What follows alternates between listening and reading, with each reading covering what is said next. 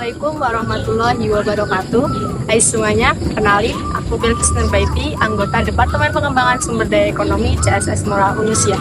Pada kesempatan di video kali ini, aku bakal bahas tentang kenapa sih Indonesia masih sering dianggap tertinggal dibandingkan di negara-negara Asia lainnya.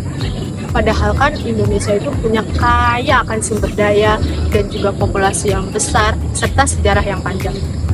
Nah, kita perlu tahu dulu nih, secara ekonomi, Indonesia memang masih dianggap tertinggal dibanding negara-negara tetangga seperti Singapura, Korea Selatan, Vietnam di beberapa sektor. Apa yang menyebabkan hal ini? Ada beberapa faktor utama yang menyebabkannya. Yang pertama yaitu sejarah kolonial yang panjang. Belanda menjajah Indonesia aja udah kurang lebih 3 abad. Dan itu bukan hanya menguasai tapi juga menguras. Dibandingkan dengan Korea Selatan yang udah merdeka setelah 35 tahun dijajah oleh Jepang. Lalu mereka langsung membangun sistem industrialisasi yang agresif.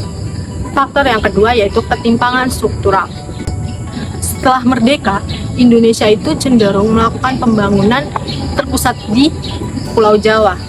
Jadi daerah-daerah yang lain itu tertinggal, seperti akses pendidikan, kesehatan, jadi nggak merata. Akibatnya produktivitas nasional jadi nggak bisa maksimal.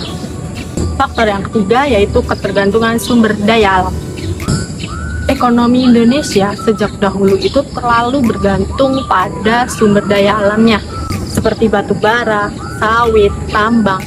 Sedangkan negara-negara maju seperti Jepang, Singapura, mereka nggak punya sumber daya alam, tapi unggul karena investasi pada di teknologi dan sumber daya manusianya.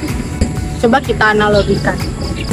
Misalnya kamu punya ladang emas, tapi dikelola sama sistem yang lambat, bocor, dan lebih sibuk mempertahankan kekuasaan daripada mengelola ladang itu menjadi produktif. Akhirnya justru yang panen orang lain, dan kita hanya sebagai buruh di rumah kita sendiri. Tapi penting untuk diingat guys, Indonesia itu belum kalah. Kita masih ada bonus demografi, potensi ekonomi digital, dan juga generasi muda yang makin kritis. Pertanyaannya, kamu mau diem aja atau menjadi bagian dari solusi itu? Karena negara yang maju itu bukanlah hadiah, melainkan hasil dari keputusan yang benar berulang-ulang kali. Dan ekonomi bukan hanya sekedar angka, melainkan bagaimana cara kita memahami dunia dan bertindak lebih cerdas. Sampai jumpa di video selanjutnya. Tetap berpikir kritis, tetap belajar, dan terus bergerak maju.